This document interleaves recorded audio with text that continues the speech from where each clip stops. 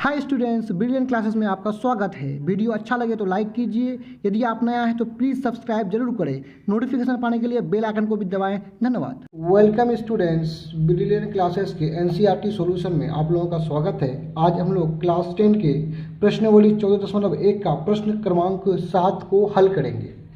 तो आइए प्रश्न को हल करने से पहले अच्छी तरीक़ा से प्रश्न को पढ़ के समझ लेते हैं। तो चलिए प्रश्न को पढ़ना शुरू करते हैं। एक उपयुक्त विधि वायु में सल्फर डाइऑक्साइड यानी SO2 की सांद्रता भाग प्रति मिलियन में को ज्ञात करने के लिए एक नगर के 30 मोहल्लों से आंकड़े एकत्रित किए गए, जिन्हें नीचे प्रस्तुत किया गया है।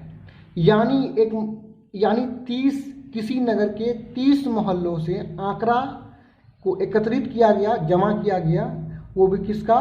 कार्बन डाइऑक्साइड की सांद्रता की। तो ये जो है आप देख रहे हैं बारंबारता सारणी बोलिए या बारंबारता बंटन बोलिए, इसमें आंकड़ों को एकत्रित किया गया। नीचे हम देखते हैं इसका हमको क्या निकालने के लिए कहता है। तो वायु में SO2 की सांद्रता का माध्य ज्ञात कीजिए।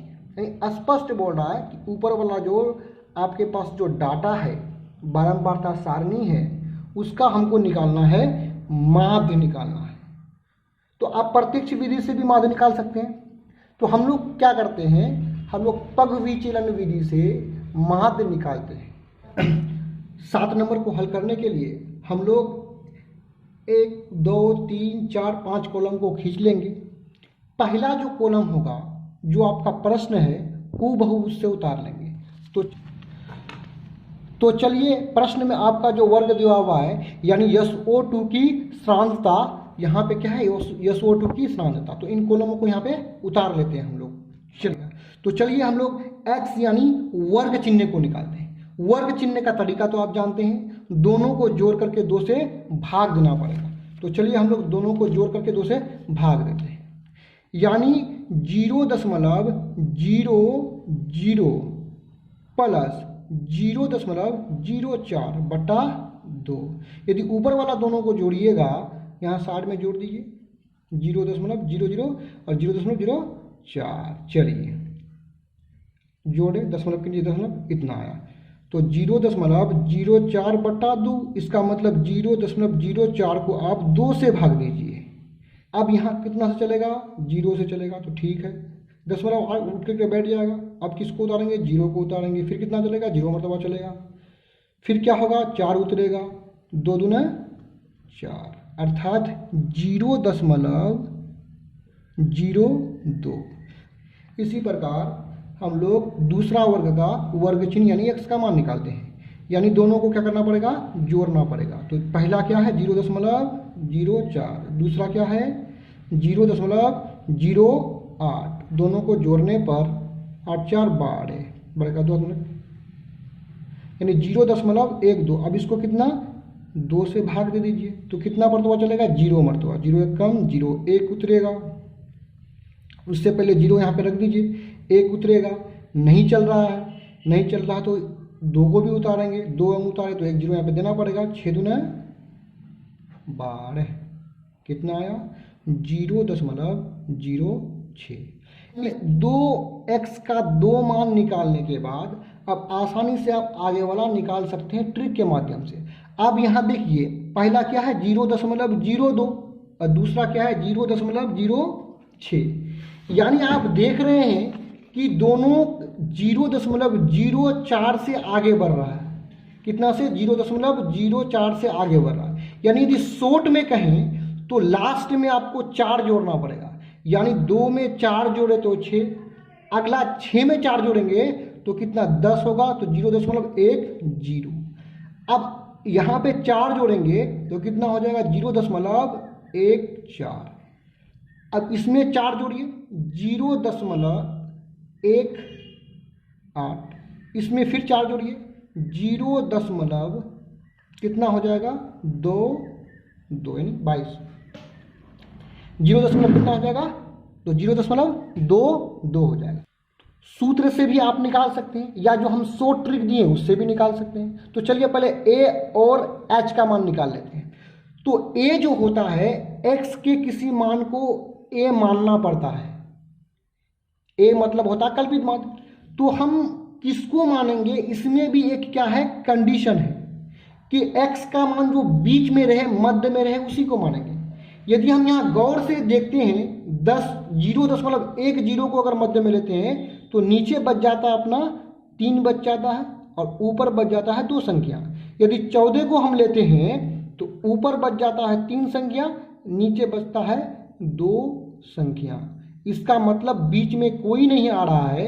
तो अब थोड़ा सा ध्यान से देखिए, आप ध्यान से देखिएगा तो 0.10 और 0.14 ये दोनों ही बीच में है। क्यों? तो आप फ्री हो कि दोनों में से किसी एक को क्या मान लीजिए, ए मान लीजिए। आप चाहे तो 0.14 को भी ए मान सकते हैं, या 0.10 को भी ए मान सकते हैं। तो चलिए हम लोग 0.10 को ही क्या मान लेते हैं, ए मान लेते हैं। इस कॉलम u का मान निकालने के लिए आप सूत्र के माध्यम से भी निकाल सकते हैं, या जो शुरू से हम जो शॉर्ट ट्रिक का प्रयोग करते हैं उससे तो काफ़ी आसान होगा, आपका समय भी बचेगा। समय को बचाने के लिए हम लोग शॉर्ट ट्रिक का ही प्रयोग करते हैं। x के जिस मान को आपने a माना उसके सामने का u हो जाएगा 0, ठीक है। इस 0 से ऊपर जाने पर हो जाएगा -1 -2, 0 से नीचे आएंगे तो 1 2 3, इस प्रकार लिख लेंगे। अब u का भी मान निकाल लिए। अब हम लोग क्या करते हैं, इस कॉलम का मान निकालते हैं। तो यहाँ पे क्या लिखा हुआ है, एफ यू, यानी एफ और यू आपस में गुना हो रहा है। एफ आपका कहाँ पे है, यहाँ पे है। यू आपका कहाँ पे है, यहाँ पे है। तो इसको और इसको गुना कीजिए, यानी 4 का जो संगत u है, जो सामने में u है, उसी से इसको गुना कीजिए। तो 4 गुना -2 -8, 9 गुना -1 -9, 9 गुना 0 0, 2 गुना 1 2, 4 गुना 2 4 गुना 8, 2 गुना 3 2 तिया 6। अब इसको लिख लिए। अब हमको क्या करना पड़ेगा, योगफल निकालना पड़ेगा, यानी सिग्मा एफ और सिग्मा एफ यू निकालना पड़ेगा। इसके लिए हम यहाँ पे 2 लाइन को खींच लेते हैं। तो इस प्रकार हम लोग कॉलम निकाल लिए। अब हम लोग क्या करते हैं, सिग्मा एफ को जोड़ते हैं। सिग्मा एफ मतलब पूरा जो सभी जो एफ का मान है सबको क्या करना पड़ेगा, जोड़ देना पड़ेगा। तो ये सभी एफ के मान को हम जोड़ेंगे तो योगफल होगा यहाँ पे क्या, 30 प्राप्त होगा। अब हमको क्या निकालना है, सिग्मा एफ यू। ये एफ यू वाला कॉलम है, सिग्मा लगा दिया मतलब सबको जोड़ देना पड़ेगा। तो थोड़ा सा यहाँ सावधानीपूर्वक जोड़िए, क्योंकि माइनस प्लस दोनों संख्या है। तो चलिए हम लोग थोड़ा सा रफली जोड़ लेते हैं। यहाँ पे क्या है, -8 -9, यानी माइनस माइनस जुट करके माइनस में आ जाएगा। माइनस कितना हो जाएगा, 17 हो जाएगा। अब ये दोनों को जोड़ते हैं, प्लस वाले को जोड़ते हैं। 2 8 6, तो जोड़ने पर कितना, 16। 16 प्लस में 17 माइनस में, तो 16 से 17 घटेगा। 16 से तो 17 घटेगा नहीं, तो इसके लिए हम क्या उल्टा घटाएंगे। तो उल्टा घटाएंगे तो माइनस लगता है, 17 में से 16 गया तो 1 बचा, माइनस में 1 बचा। तो सिग्मा एफ यू कितना हो गया, -1। यहाँ पे लिख लिए। अपने यहाँ ए का मान क्या माना है, 0.10। तो यहाँ पे लिख लीजिए कि माना, क्योंकि आपने ए का मान माना है, दिया हुआ है नहीं। तो माना ए बराबर 0.10, यहाँ से हम लिख लिए मान को। अब हम लोग आगे क्या करेंगे, यच का मान निकालेंगे।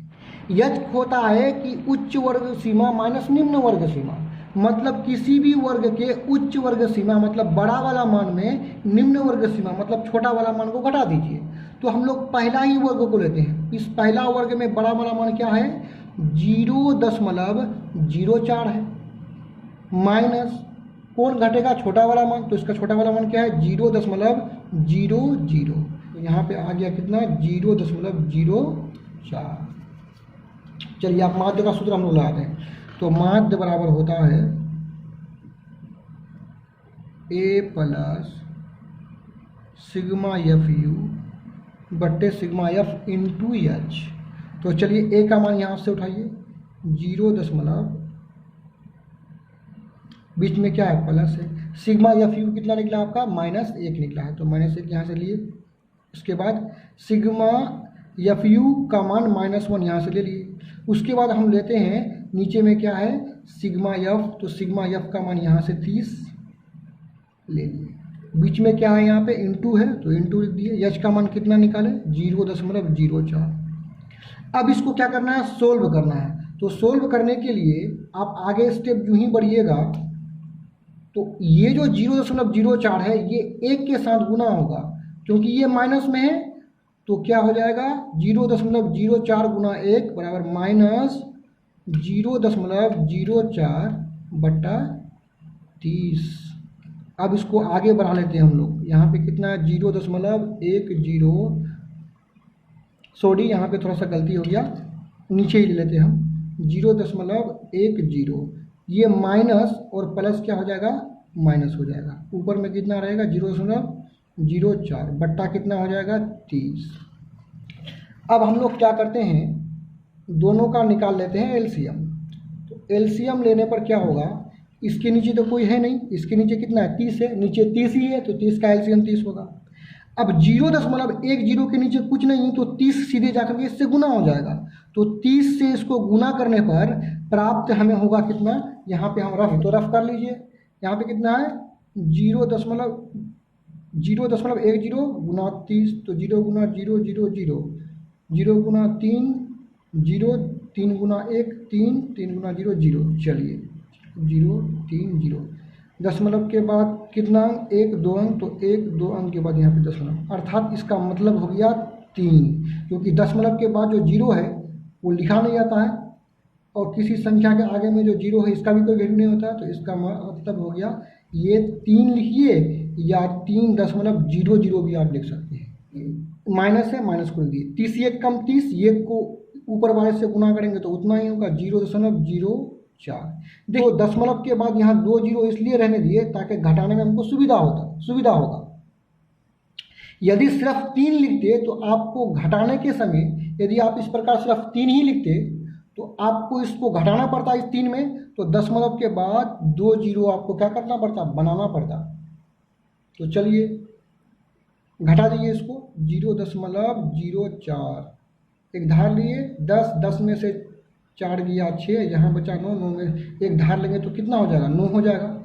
9 में से 0 गया 9, दशमलव के नीचे दशमलव, यहाँ धार दे दी एक तो क्या बचा 2 बचा, यानी आपका बचा 2.96/30। अब यहाँ पे एक ट्रिक क्या है, बराबर यहाँ पे अब हम लोग लिख लेते हैं। अब हम लोग क्या करेंगे यहाँ दशमलव को थोड़ा सा उड़ा देंगे, बट्टा 30 है, यानी ये दशमलव को उड़ाएंगे तो गुना यहाँ पे लिख करके दशमलव के बदले में क्या आ जाएगा 1 आ जाएगा, और दशमलव के बाद 1 अंक 2 अंक है तो 1 पर 2 शून्य को क्या कर देंगे बैठा देंगे। तो चलिए अब यहाँ पे दशमलव तो उड़ गया है, बिना दशमलव का लिखेंगे तो 296/3000। चलिए इसको भाग देते हैं, जितना आंसर आएगा वही आपका क्या होगा आंसर आएगा। तो इसके लिए हम लोग थोड़ा सा रफ कर लेते हैं, यानी 296 में हम लोग किससे भागा देंगे 3000 से भागा देंगे। तो आप देख रहे हैं चल रहा है नहीं चल रहा है, क्योंकि ये छोटा है ये बड़ा है। तो इसके लिए आप क्या कीजिएगा 1 0 यहाँ पे दीजिए, 1 0 यहाँ देने के बाद दशमलव बना दीजिए। अब चल रहा है, अब भी नहीं चल रहा तो 1 0 और आपको लगाना पड़ेगा और यहाँ भी 1 0 लगाना पड़ेगा। अब चल रहा है तो चला दीजिए, कितना से चलेगा 9 से चलेगा, 9 तिया 27। चलिए घटाइए 0 से 0, 0 से गया 0, 6 से गया 0 तो 6 बचा, 9 में से 7 गया तो 2 बचा, 2 में से 2 गया काट कूट। अब दशमलव बैठा दिए तो 1 0 अब बैठते रहेगा यहाँ पे। अब हम लोग क्या कितना से चलाएंगे, हम लोग चलाएंगे 8 मरतबा, 8 क्या कितना हो जाएगा 24, यानी 0 से गया 0, 0 से 0, 0 से 0, 6 में से 4 गया 2 बचा, यहाँ पे काट कूट बच गया। अब हम लोग यहाँ तो फिर 0 बैठते आएगा, 0 बैठा दिए। अब हम लोग कितना देंगे 6 से, 6 तिया 18, बस हो गया, यहीं तक निकालेंगे। अब हम लोग आगे देखते हैं कितना आ गया अपना 0.0986 लिखेंगे, ऐसे लिखेंगे इसके बाद 0.09 लिख दिए। अब यहाँ वाला जो अंक है 5 या 5 से बड़ा है, तो नियम है क्या 5 या 5 से बड़ा होगा तो उससे पहले वाला अंक को हम क्या कर देंगे, एक अधिक कर देंगे और इस अंक को यहाँ पे और नहीं लिखेंगे। तो इस प्रकार आपका ये क्या हो गया, आंसर हो गया। मैं उम्मीद करता हूँ कि ये क्वेश्चन आप लोगों को समझ में आया होगा। यदि आप चैनल में नया है तो सब्सक्राइब जरूर कीजिए, और भी इस तरह का वीडियो को देखने के लिए हमारे चैनल के प्लेलिस्ट में जा कर के देख सकते हैं। धन्यवाद।